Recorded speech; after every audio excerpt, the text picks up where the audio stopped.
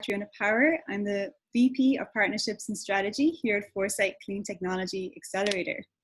And we're really excited to share our content with you today, and also our lineup of panelists who have some really interesting things to say. For our agenda today, we're going to do a quick round of introductions with our panelists and moderator.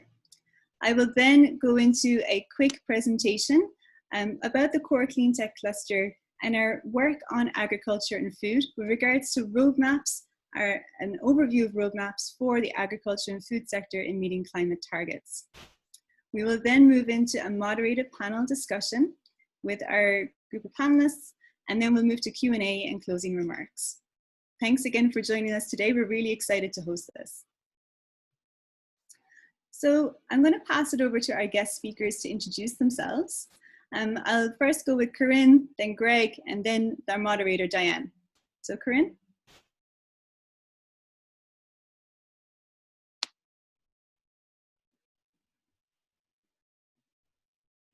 Corine, I think you're on mute. Oh, hi.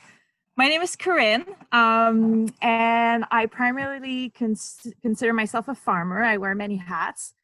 I currently operate a diversified mixed crop and livestock farm in Ballacoola, BC, in the heart of the Great Bear Rainforest.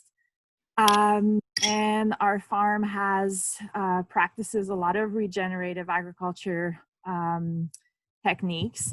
We integrate animals and crop completely, and we have a lot of perennial planting as well, orchards and hedgerows and rivers and ponds.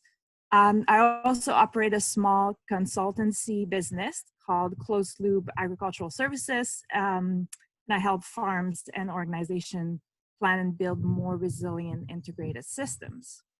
I also look into climate change mitigation at the farmscape level. I'm also a director of the Investment Agriculture Foundation, which invests in innovation in agriculture in BC. Also a board member of the Certified Organic Association of BC, as well as the Regenerative Agriculture Association of BC. In the past, I've worked in academia as a researcher and an educator, looking at integrated systems and a lot of soil science. I've managed several farms in the past, and as well as agricultural cooperatives. And I started a number of farm education programs. I'm obsessed about talking about soil health. I'm really excited to share an idea with you guys today. Awesome. Greg? Okay, well, thank you very much. My name is Greg Stewart. I'm the Vice President of Data Science with a startup company, Ecoation. It's an agriculture technology startup company, and actually I think you can even see in the background here, I'm technically not in a greenhouse right now, but what we're currently working on are techniques around really the collection of sensor information out of a crop, and the digitization and the assistance of using that information for helping around understanding the harvest, understanding the propagation of pest and disease and the role of treatments, whether those are biological or traditional, the potential role of microclimates within the greenhouse itself to the production, and the understanding of crop work. So we're trying to unite all of these things to understand, what we can do to help the greenhouse growers, run a more profitable operation. Now, my own background, I've worked with a number of different industries, and we might even touch on some of them today. Started with pulp and paper, worked with data centers, also some biological fuels, and really all around understanding about modeling data and trying to make these things more effective and efficient. So I'm really looking forward to speaking to you today. Thanks a lot for your time. I appreciate it. Great. And Diane? Thanks, Catriona. My name is Diane Currie Sam. I'm the Research and Content Manager for Foresight. I've been involved in writing and researching for the core Cleantech cluster report that just came out, and as well as this agriculture and food landscape report, and have been a communicator and a writer in science and technology for years. Love this stuff. In terms of agriculture, I spent half the summers of my childhood on a cattle ranch in the Nicola Valley. So love this industry and really excited to be here. So thank you. Great, thank you everybody. Really excited for the conversation we'll have shortly. So before we begin, I'd like to share a little bit about what the Core Cleantech Cluster is.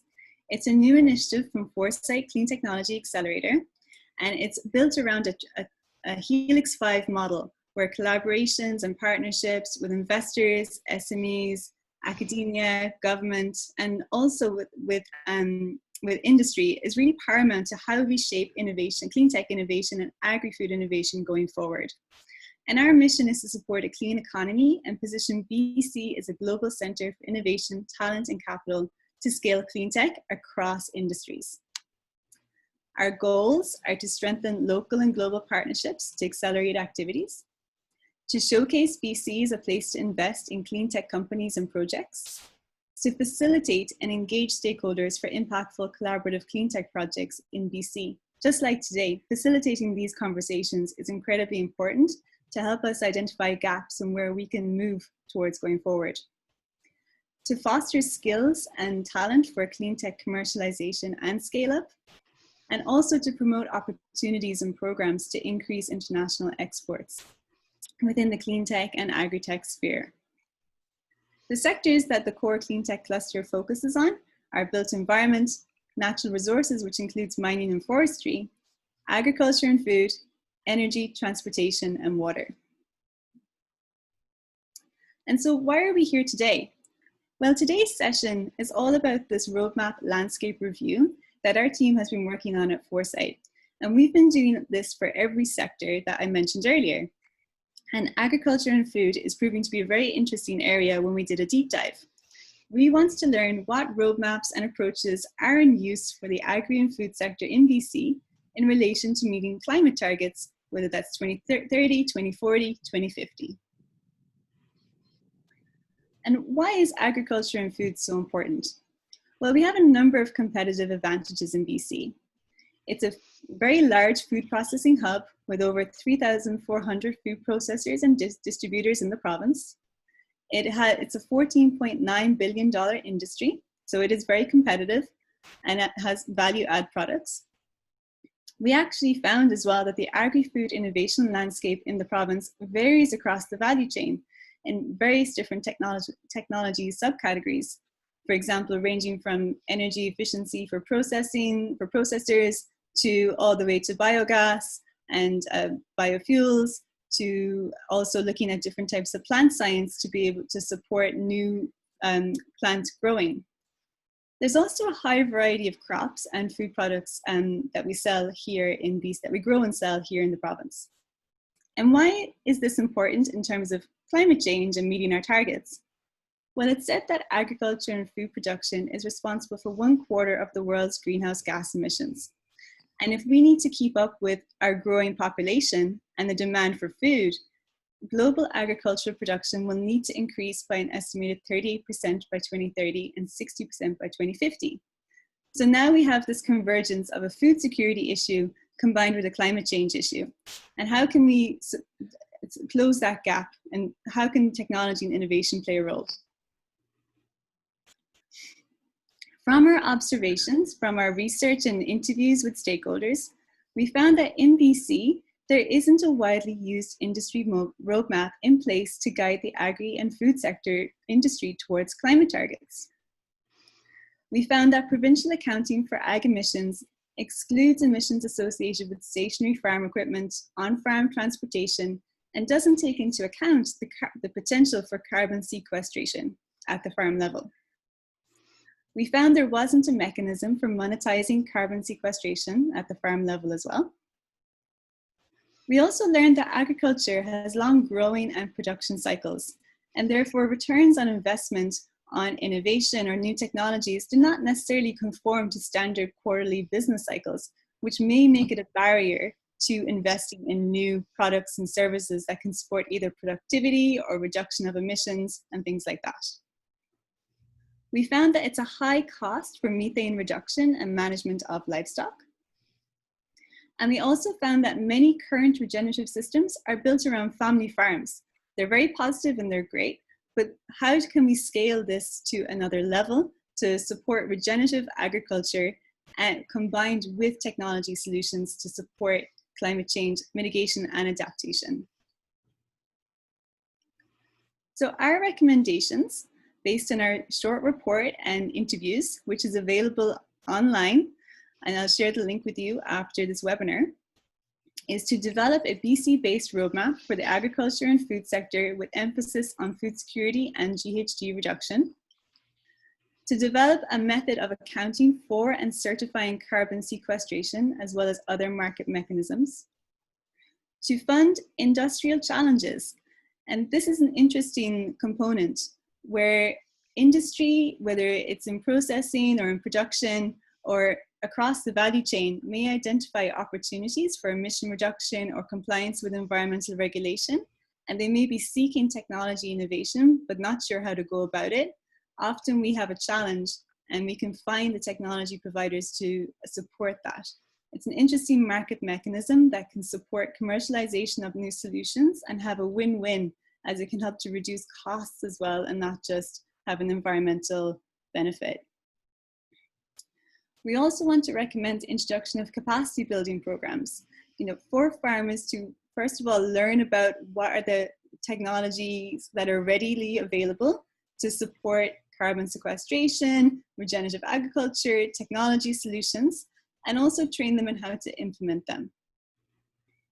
We also heard that incentives and programs to encourage the adoption of EVs and equipment would be a welcome addition to support existing farms and processors. And finally, there's always a need for capital, but to develop longer term funding mechanisms to support this industry in making this transition, whether that is tax incentives or credits or looking at other types of funding mechanisms. And this is just a short overview of what we have in our report. Our report will be available online and we can share the link with you after this webinar. And so I'm now going to pass it over to Diane, who's going to now facilitate and moderate the panel for the next segment. Thank you. Excellent. Thank you, Catriona. So I'm excited to have this discussion with you. So let's jump in. The question we posed was, can we lead the way to carbon negative? So let's have a discussion about that. And the first thing I'd like to do is just take a look at just a general observation of what whether these recommendations are ambitious enough and what you think about that. And then we'll move into some of the observations one by one, and then some of the recommendations. So I'll start with Corine and just ask you, just from the top of your head, do you think we're on the BC can lead the way to carbon negative, and just give a short comment about that. Oh, you might be on mute because I can't hear you. You think that after 5 months of Zoom every day, I would have understood how it works, but no. I'm still always muted when I start talking. Well, I think that compared to a lot of other countries that are innovating in ag tech or are doing a lot of research in agriculture, we have a really great asset, which is that we have a lot of land. And I think that any strategy that we take should be capitalizing on that abundance of land. And first of all, really trying our darnest to not lose any more of our agricultural land and use it as sustainably, as productively as possible. And I think that there is a notion that if you're being very productive, you're sacrificing that regenerative, sustainable perspective. And I think that they can go hand in hand. And, a lot of farms are already pursuing that. And I think that should be more widespread. So I really do think that we have those, when we talk about technologies for being carbon negative in terms of farm practices, and farm practices is really is the area where I do the more thinking about. Now there's the whole perspective of amendments and nitrogen-based fertilizers that create a lot of CO2 emissions, both when they're produced and when they're applied to the field, and that's a whole different ballgame. But in terms of practices, yeah, we have a lot of farmland, and I think that we could get there. Okay, excellent. Thank you. Greg, how about you? Yeah, so I think I've definitely got a different perspective than Corine because of we're working with the greenhouses, right? So it's a very, very different environment there. And for those of you who aren't familiar with greenhouses, they're quite often in a CO2 enhanced environment, right? So a greenhouse potentially, so it uses a lot of heat. They use to extend the growing season into the colder months.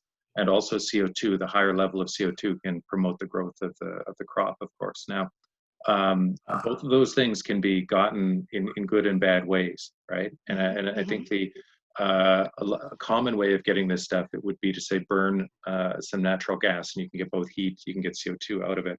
Now, there are, if we look, and actually I think that the report that you've put together where you talked about some of those other verticals is an interesting opportunity here.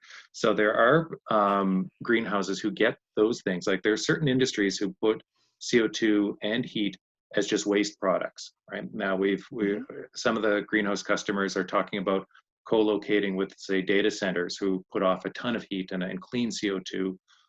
We've got Quadragen out in Delta, who is upgrading landfill gas, getting it cleaned and making some usable CO2 out of it.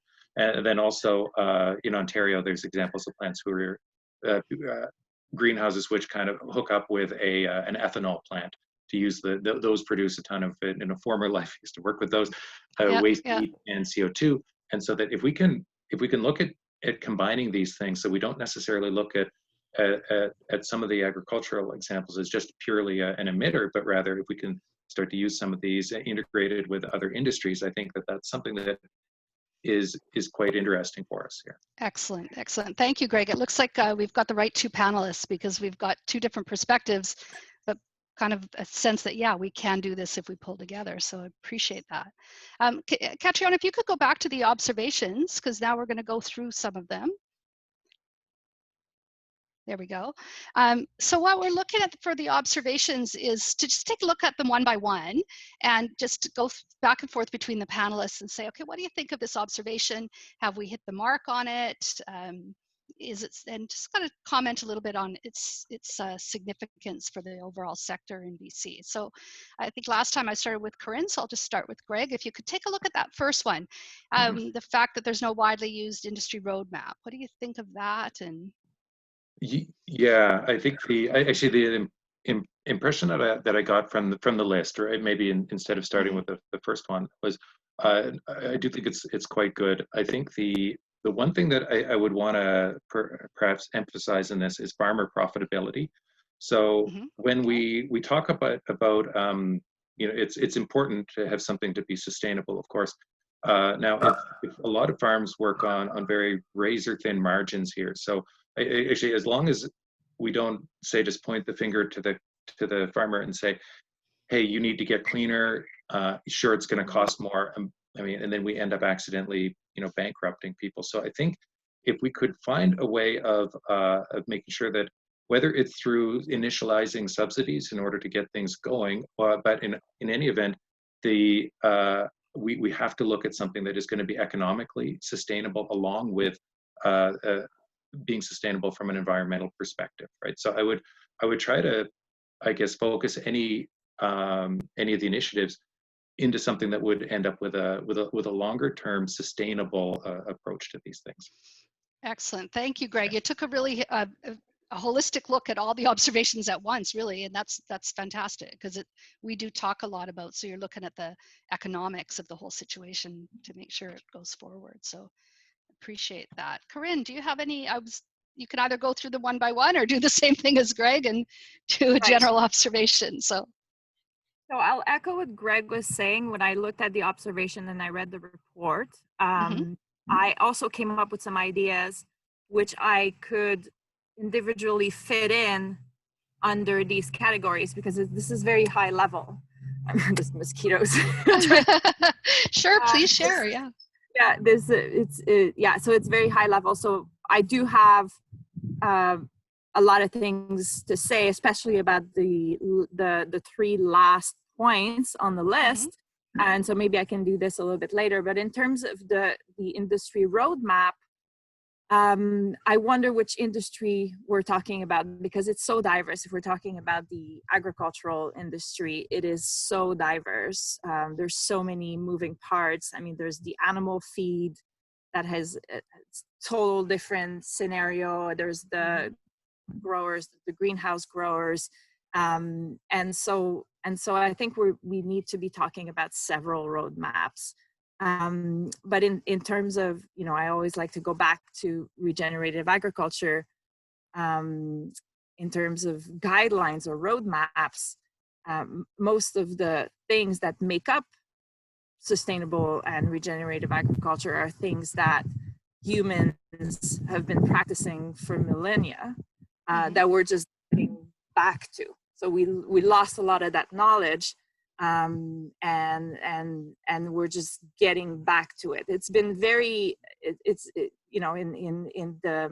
in human history, it's been a very short time that we've decided to specialize and intensify our farming methods with technology. And right now, I think it's time to, instead of just going and looking for new technologies to help us solve the issues with technology, I think we need to do a true reckoning and analysis of what are some of the things that we did that were wrong, and where can we go backtrack on some of those things that we did. So I think that, for example, one of the most important things is to diversify farms. Like, there's a lot of problems associated with production, monoculture, and production of only one crop, where you're needing nutrients somewhere, and you're producing excess nutrients somewhere else. So I think we have to close the loop on those farms.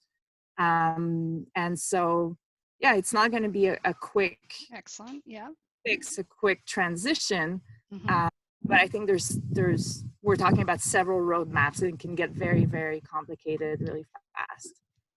I wanted to ask you, Corine, in particular about the observation about the not taking into account the potential for carbon sequestration and the lack of mechanism for monetizing carbon sequestration right at the farm level, because that's where you're hands-on working right now. So did you have any comments about that?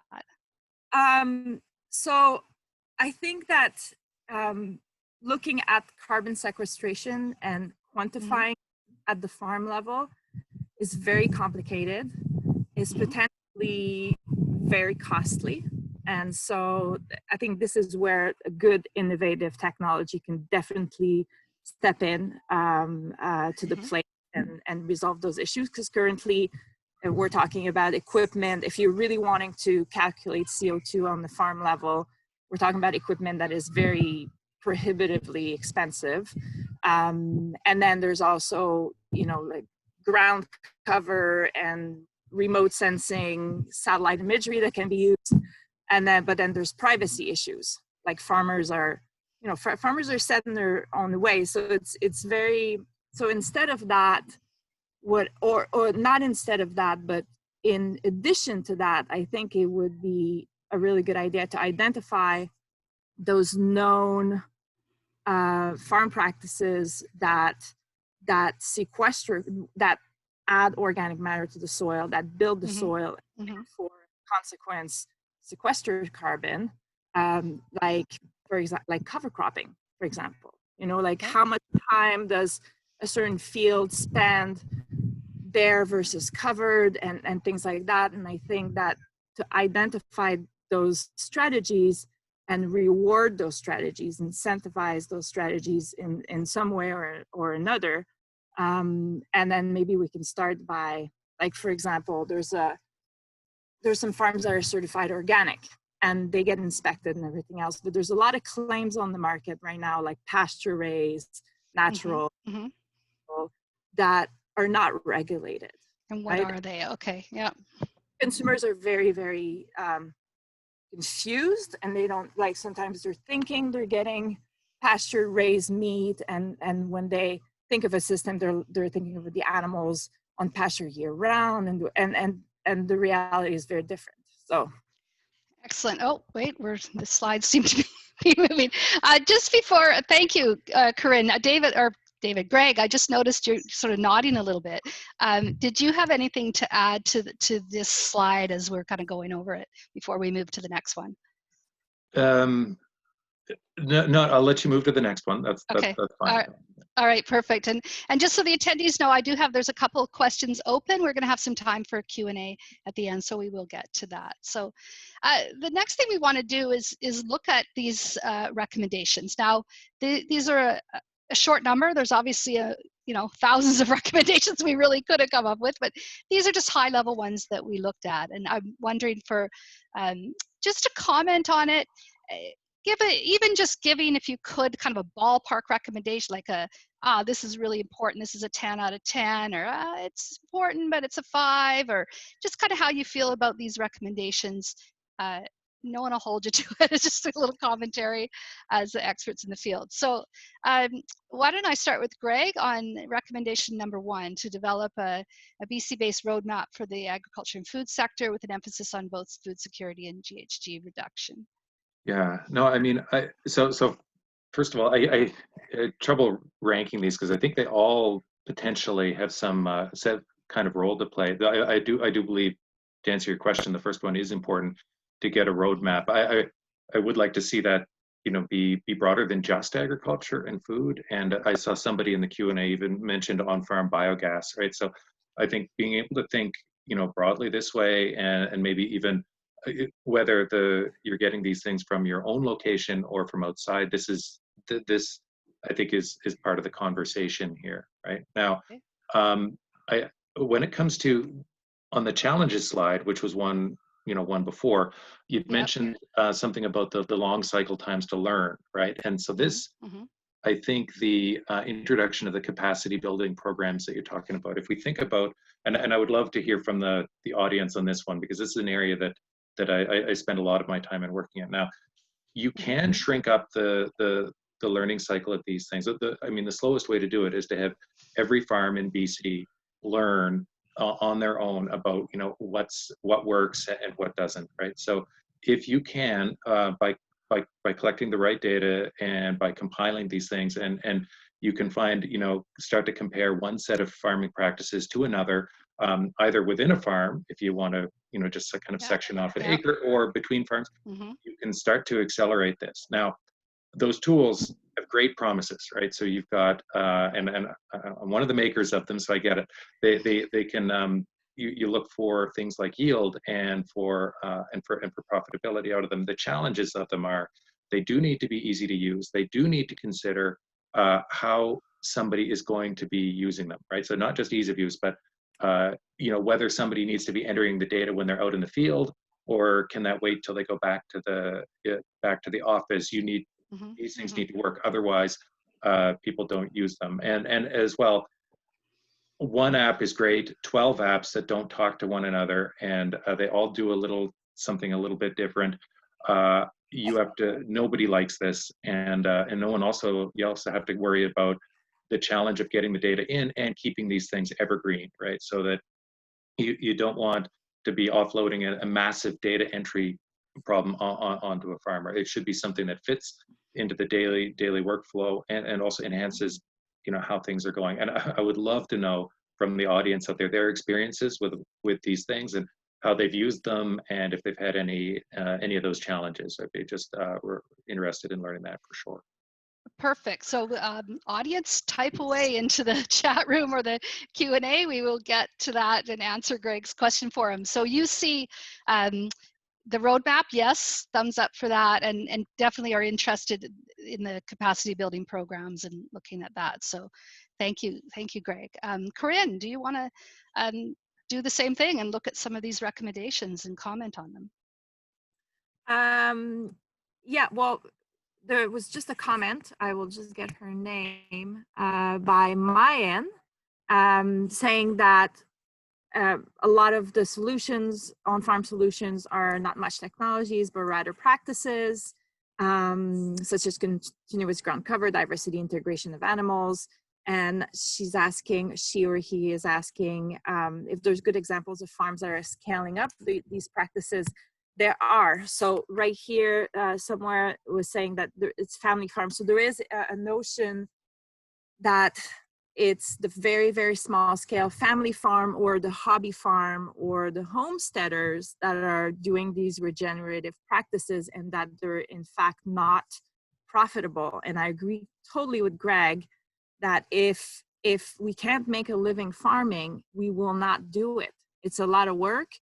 And farmers who have to maintain a job outside of the farm to finance the farm, they just don't last. These are operations that end up failing, right? So yes, I do follow quite a few larger farms, especially in the United States, that do intensive grazing practices and intensive cover crop management on very large acreage. So for example, I have a rotational pasture pig operation here, and it's very, very small scale. One of the reasons why it's very small scale is because we just moved here in May, and so we definitely want to scale up. But there is a farmer in Pennsylvania that does this with 250 pigs at once. So he fence and he reseeds. So he doesn't use tractor at all, and he is tracking. He's being very much of a scientist about it. He's tracking the carbon in the soil and the organic matter, and so not directly the CO2 sequestration, but this is something that we can extrapolate from the organic matter in the soil, right? Because the soil that is alive is a soil that is sequestrating carbon. So it is possible to scale up for sure, and larger operation, and these are mostly livestock operation, like rotational pasture operation, and the vegetable growing, it's a lot more difficult and it's a lot more labor intensive, which takes us to the capacity building point, which I think is very important. And the most important thing in that capacity building for me, from my perspective, is that we need more farmers. We need more farmers.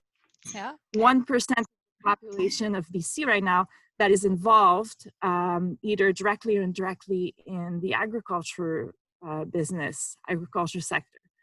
So that's not a lot of people. And one of the reasons why a lot of people moved away from agriculture is because there's a lot of unrewarding jobs in agriculture. And I think that goes hand in hand with intensification. If you're working on a farm and all you do is drive a tractor, or all you do is pick a certain type of berry and tend to a certain type of berry, then these become repetitive, unskilled labor job. Whereas a farmer that has a diversified operation is constantly challenged, is doing different things throughout the seasons, and these are actually rewarding jobs. And so if we shift the way, if we shift that agricultural sector in more diversified farms, and then that might attract more people. And I think we're seeing that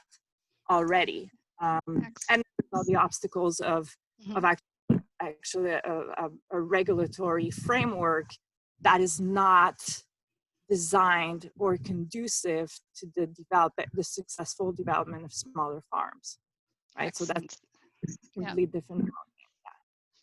Thank you, Corine. It's interesting that both of you have you're honed in on that capacity building as a key area. We'll talk about some of the other stuff too. I just want to take a quick break because we got some comments. Thought maybe we could go over them. Frank Lefrelier, I hope I pronounced it right. In terms of transforming practices, in addition to taking a systems approach, as Greg indicated, we have to take a regional approach beyond BC, as 85% of Canada's farmland is Canada's western region. BC's farmland is very differently used. There's a diversity that provided a lot of complementarity in our ability to make a bigger impact together. So that seems to indicate to me that idea of having a bigger picture roadmap is supported. But any comments on that comment from our about having a larger approach beyond BC? Yeah, so I'm not sure if I understood the question, but so I agree that absolutely what you learn in one region may be informative as a contrast to another one. I wasn't sure whether he was saying that the farming in Saskatchewan is significantly different, so that I guess we would have to take it into account differently. And I think if we could learn the lessons from one in another, it's good, provided we also understand the differences in those two places. Right? So the differences in soil, climate, what have you. You need to be. Sometimes people get a little excited about the data and can try to use results from one end of the country to another. And so I think as long as we are mindful about this, and that you can learn from a broader scope of experiences, as long as you're not too just too quick to close your eyes and try to transfer the results. Yeah, the other theme that I noticed between what both of you saying is that the accounting mechanisms has to be easy to use and farmer focused. So they're not, if that's fair to say.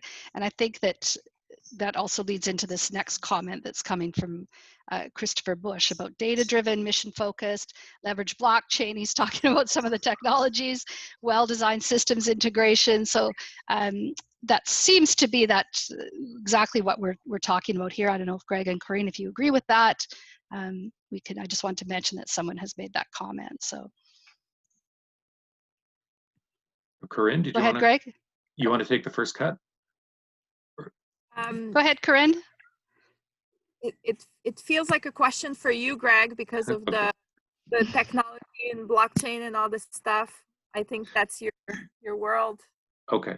All right. So yeah. So now I think these are very important points here, right? And also, by the way, thanks for. So I think that if we need to get that stuff kind of taken care of and make sure that people feel comfortable in sharing the data, right? So there's no question about this. Now, by the way, thanks for bringing up the point about true cost accounting, right? Because this is one thing where it's really important to understand. I think when you take a look at a liter of gasoline, if you really were to pay true cost on that, it would be 2 or maybe 3 times higher than what we're paying at the pump.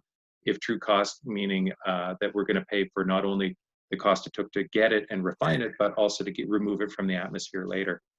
If that can be done properly, this may even account for some of the farm profitability, and it means that short-term profitability and longer-term sustainability aren't quite as much at odds with each other as you might think, right? Because really with this stuff, we tend to be just borrowing from the future, and it would be really good if we can get some of those things to be incorporated a little bit more sustainably now. Excellent, thank you. And there's alongside this topic, there's a question in the Q&A box about, would it be feasible to pay farmers to increase their soil carbon? So I'll ask that to Greg, and then we'll let Corine jump in as well. Actually, that's one I'm just going to pass directly to Corine. All right, excellent. Corine, you're up. It's your turn.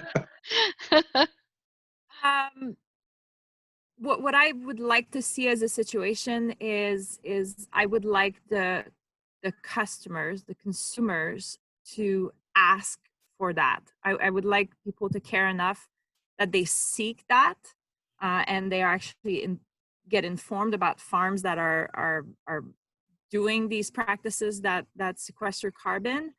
I personally have a hard time with direct subsidies. I think that in the long term, it's maybe not sustainable.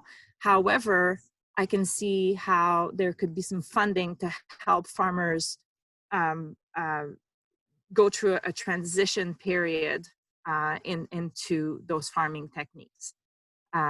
Like there's a learning period. There's a lack of productivity that comes with switching your operations on your farm. So I think that have some help with that. So whether it be in the form of extension specialists coming and actually helping you create a plan and everything else, or switching over some of your machinery or some of your some of your irrigation or some of your techniques, I think that would be probably more helpful. Excellent. Thank you. There's another question, and while you're here, Corine, you can answer, and Greg, you can jump in too. But do we know the current carbon and organic level of soils in BC? This is a question from Victor Van Slyke. Do we actually know what the current carbon and organic levels of the soils in BC are, Corine? I can't say that I know for sure if it's been quantified. I'm pretty sure it hasn't been quantified. What we know is that we've lost almost 50% of our topsoil worldwide in the last 150 years. So BC is certainly not different. And then I was reading a few weeks ago that regenerative practices in average could increase the level of carbon in soil by 0.4% every year. So that's pretty significant. And if you spread that to all farmland across the world, we could actually offset a large percentage of the CO2 emissions that we create that are human-made. So. Excellent, thank you. Greg, did you want to comment on that? I know you study soils quite extensively, so. I do not actually, so Maybe I was influenced by your CEO, I guess. Go ahead. Yeah, perhaps, but no, I won't add anything to that. Okay, excellent. So back to the recommendations. We've talked a lot about the capacity building programs. What about the funded industry challenges? Do you have any comments on that? We'll start with Greg and then ask Corine. Yeah, I think these can be great for getting people working on stuff and finding out what is feasible, right? And now I think then on this one, I think it would be interesting if we could understand, let's say the I guess productivity from a bigger picture from the soil all the way to the store, right? And so by that I mean my work at UBC, we were partly looking into some supply chain issues, and so associated with agriculture. And when you get a great big shock like we have right now with COVID, it changes the way the what you thought of as your supply chain, like what it looks like. And if we think about not only the carbon footprint of the supply chain, like how far things need to move and how expensive that is, versus also about the efficiency of where the food goes, may go bad along the way, or how we can, manage food waste at the post supermarket level. All of those things that could be quite interesting. And I think then when it comes to, if you consider CO2 per calorie that a human eats, it changes the way you consider these things instead of just CO2 per acre, right? So it's about the optimality of that overall system, right? Which I think could be a very interesting thing for us to look at. That was good, fascinating ideas for challenges. Thank you. Corine, how about the funded industrial challenges? Do you have a comment on those as a recommendation? Yeah. Well, in terms of funding, I'm still going back to, I think the three pillars of what I see are really important at the farm level would be like farming practices. So, both education, both for the farmers and for the consumers. Yeah,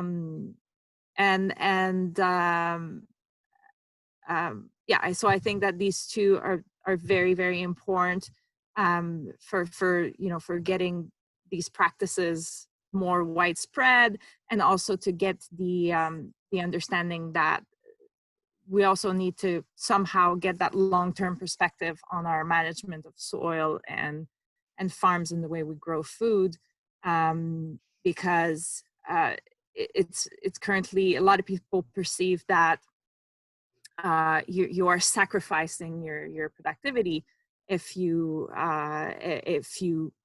leave some of your fields in cover crops, for example, or if you plant hedgerows, or if you do any number of those regenerative practices.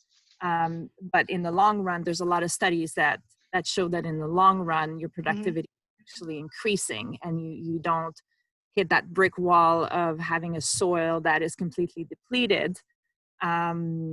So yeah, I think that funding should definitely go into these two avenues of both educating the farmers and the public.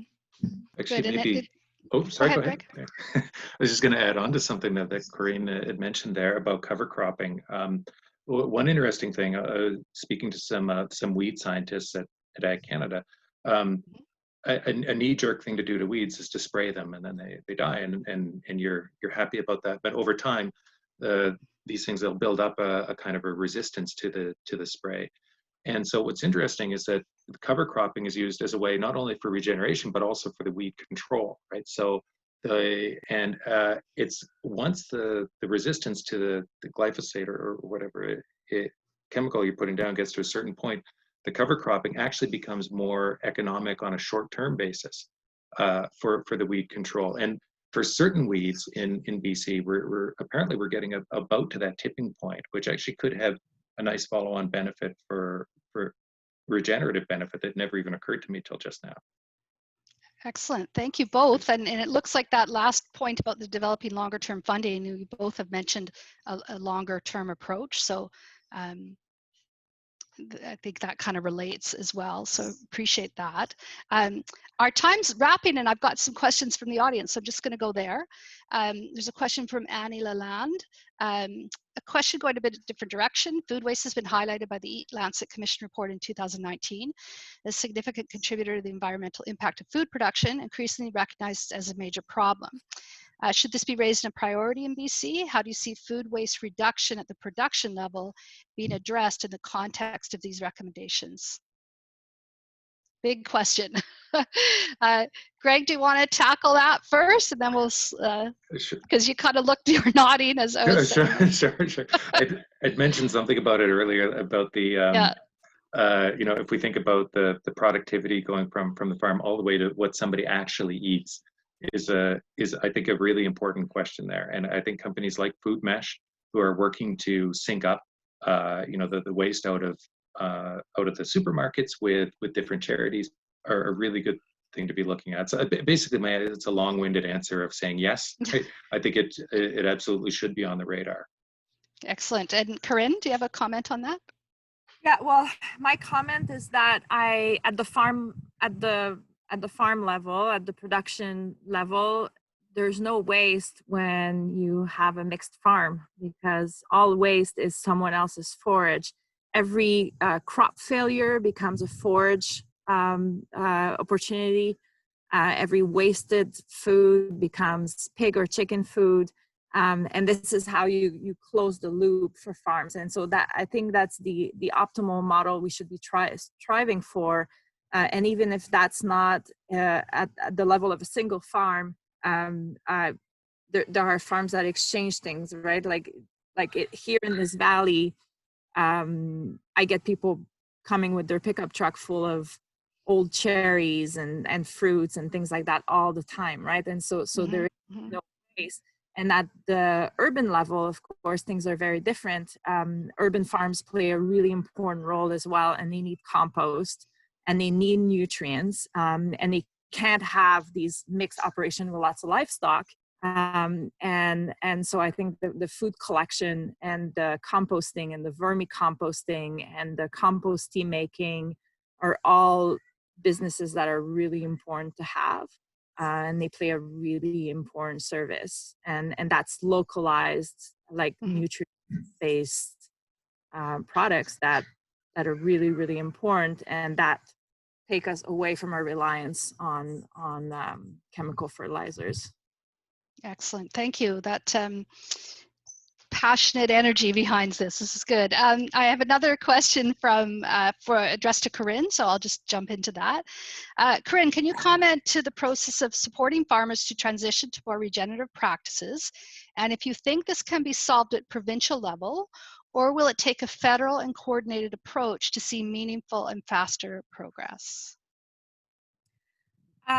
So in terms of the transition, like I mentioned before, I think there's a lot of doubts. There's initial doubts for people. You know, if my operation is going to be very costly, is this very beneficial? And it's a long-term approach, and we're not used to having that long-term approach. Unfortunately, we're in the instant gratifying kind of phase of development. So it really is a shift in paradigm, but like we need more demonstration projects. We need farms that are willing to open the doors, that are doing stuff that are really cool, that are taking videos, that are bringing in, that are hosting workshops, and spreading knowledge.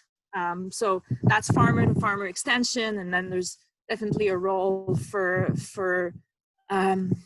researchers and farm education programs to actually step in and lead the way in that, right? And then of course everything needs to be customized. Every farm is very, very, very different. And there's the other piece of, you know, I always go back to consumer demand. Like we need people asking for this food grown on local farms that are practicing sustainable agriculture. Excellent. Well, let's thank you for that. That's again a kind of there's lots of themes arising. So, Catriona, if we could kind of switch to the future vision slide, and we'll kind of wrap up the last couple key questions for our panelists. There it is. So I think we'll skip that second question, which the recommendations would have the most impact and why, because I think you both have already answered that. So let's just skip to this one. How can the core Cleantech cluster support these objectives? And I'll start with Greg with this one, because we've just wrapped up with Corine. So how do you think the core Cleantech cluster can support some of these objectives? Well, I think one of the important things is awareness, right? That needs to happen here. As I said, I talked a couple of times about some of the bigger picture stuff, whether it's supply chain or whether it's plugging into who's got waste that somebody else needs. So if we can, I think if we can start to make some matches here and introductions, if that could be a role that's played, even to make people aware of these opportunities, that could be something that would be very helpful here. As I said, I think these things need to find their own economic way, and so you can't force these marriages, at least not on a long-term basis. But if you can get people to, the right two people to, or right, cluster of people to hook up, it can really make a big difference where people might not have been aware that this thing even existed. Excellent, thank you. And Corine, how do you think the core Cleantech cluster can support these objectives? I think that first of all, as Greg was saying, like developing that network where people have different expertise and different needs, and can communicate together and exchange these ideas, I think is very, very important. And also by supporting those companies, I think you're already doing that. The cluster is already suggesting doing that, is to support those companies that are developing products and developing technologies that actually help move us in that direction. Excellent, thank you. I do have a couple of short questions that we'll answer from the audience, and then I'm going to pass it over to Catriona. Okay, we've already talked about, could you speak to longer term approach specifically around growing perennial tree crops? Just a short answer for that. Corine, do you have any comment about that? Sorry, the question is about long-term approach? Yeah, to growing perennial, and then in brackets she says tree crops. Yeah, so by definition, perennial tree crops are long-term. You have a long-term vision when you're planting a tree. And I don't know if the question is with regards to management, but I always like to say that the solution to everything is a little bit of everything in integration. So, for example, we've put turkeys in orchard to mow and fertilize and also cover crops. And I think that's the, you know, you have to have several elements in your toolkit, and you have to have a, you know, broad horizon, and you have to be willing to try a whole bunch of things. But yeah, I mean, the best time to plant a tree is yesterday. So okay, got it. Thank you. We've got one last question. I'll ask Greg to answer it first, and then of course, Corine, you can answer at the end. But knowing that farmers may be very protective of their own data in the face of the changes they need to make, how do you suggest to address the required sharing of information in order to move faster toward achieving the required benefits, lower food waste and lower GHG emissions? Greg.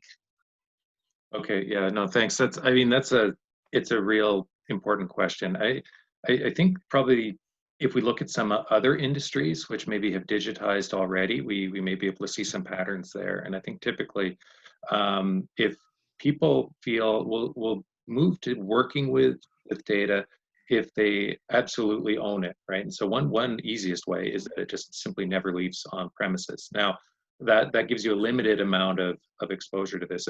So the answer is the whole thing is an evolution process. People get more comfortable with it. Now, when it comes to sharing the data, the way to make, you know, encourage folks to get a bit more comfortable is making sure that all of the security concerns are addressed, right? And so this would be everything from anything that, you know, cybersecurity from attacks versus a very clear and transparent plan for how the data is being used, right?